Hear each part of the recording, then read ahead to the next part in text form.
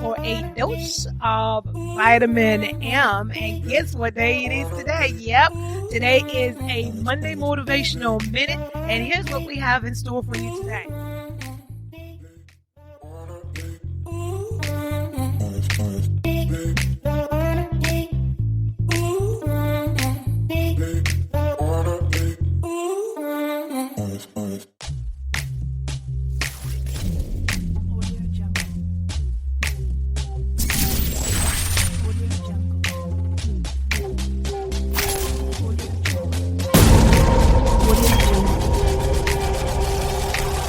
Ten, 9, 8, 7, 6, 5, 4, 3, 2, 1, 0.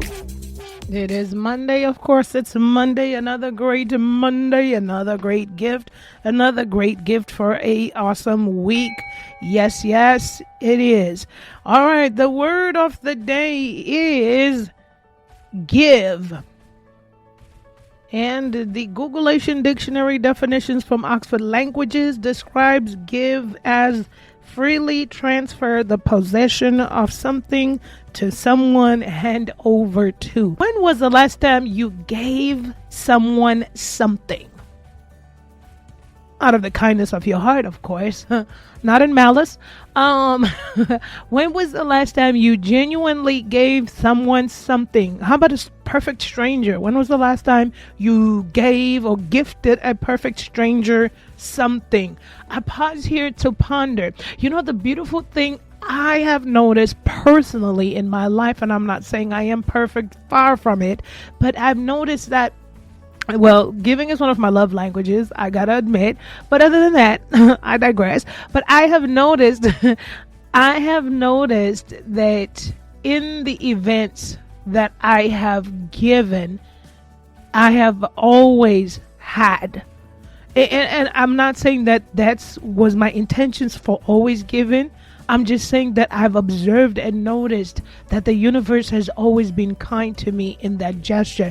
And if you've heard the other word of the day when we were talking about happy, I believe it was, when I was mentioning that I have known and learned how to have, and I have known and learned how to not have. So I have lived in both worlds, and in the times that I didn't have, I gave. It's always been one of my attributes, I guess. And in those times, I never had lack, even though I didn't have. I was down to the bare bones, and whatever it is that I could give, I gave.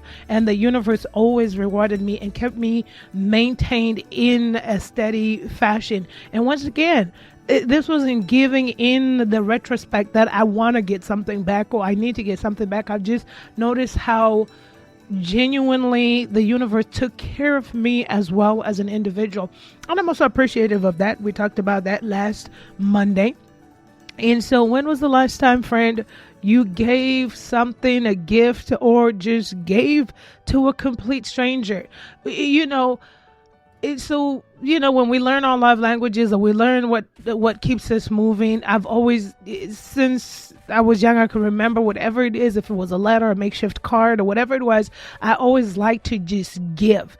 And like I said, I mentioned that was, I come to find out that's my love language, but that has for me, it had a what do you call it? A downward part about it, or a little, you know, not so good part about it, because I'm a giver, and it was hard for me to receive from people, right? The universe gaveth, you know, in abundance. I always had, even in the moments where I was down to my bare bones.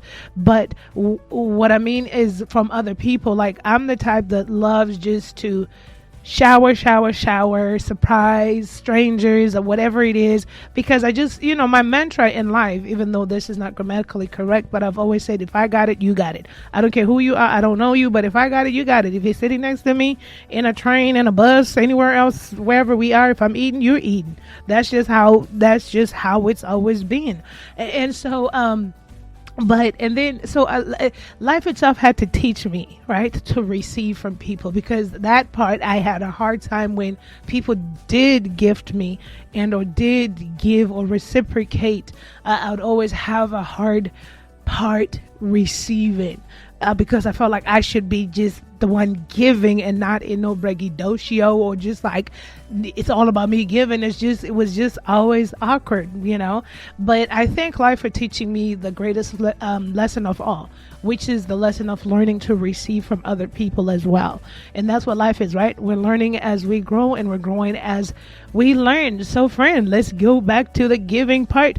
When was the last time you gave someone or gifted someone? I used to have a coworker that used to tell me towards the holiday season what her and her daughter would do when they would go Christmas shopping, like I guess in the month of December.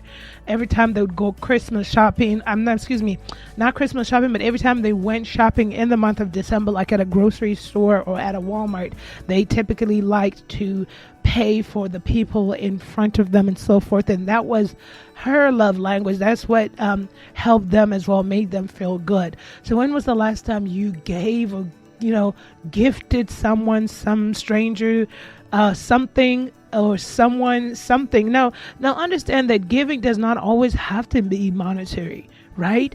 Giving could be giving your time. Giving could be giving your time and attention to someone. Right. So I like to expound on that, because I know I've known how to have and I've known how to have not. Wait, what? Pause, rewind. Let's fix that sentence. I have known how to have, and I have known how it feels not to have. And I remember, even in the bare bones of my life and scraping by and getting by, it was one of those things, I don't know about you guys, but I used to always have these big dreams, and they're still in the back of my mind too. I mean, they never go away. It's always something new. But even at the minimumest of all minimumest of wages, with bills stacking up and trying to make an earnest living, I said, like, if I become a millionaire, I'm going to do this and I'm going to do that. And you're talking about my little 16, 17-year-old self, right? But the older I grew, or the older I got, I understood that, you don't have to wait to be a millionaire. You don't have to wait to have the thousands of dollars in your banks to help an individual. I learned the best part about giving, the older I grew, of course, and understanding, was that whatever you have is enough. I remember at a point in time when I was down on my bare bones and I was barely getting by, and I was by myself, and it was always Thanksgiving. So I would scrape together a meal, fix a meal, but all I could do, it was a meal that when I would cook, I'd make, and it was one person, but I would have enough for maybe 2 or 3. And so I would buy the to-go boxes and package it, go driving downtown, look for homeless people, and hand them some of the food that I would have made for myself. And that made me still feel good, because there it was. I didn't have thousands of dollars in the bank or the $1 million repertoire portfolio in the bank or anything like that. But it was just what it is. It was just what I had. So friend, I say to you this season, what are you giving? What have you gifted? What is it that you are giving in utmost genuine, loving, tender care to this universe and to the people and the human beings of this universe? I pause here so that you could ponder. Do you keep getting a reoccurring dream and are trying to figure out why you keep dreaming of the same dream? Or perhaps are you dreaming of teeth falling out? Or have you ever had a dream where you were naked, and perhaps even naked in public? OMG, how embarrassing. Or perhaps you don't remember your dreams when you wake up. Well, check it out. Join us at the Dream Decoding podcast, where I teach you on how to train yourself to have a memory recall, and or I teach you on how to understand your dreams as it pertains to your current waking life. The importance of understanding the symbols and messages that we get in our dream realm is because sometimes these messages are coming to give us a good word and or to help us along the path. So don't miss out. Join us at the Dream Decoding podcast with your host, Memory.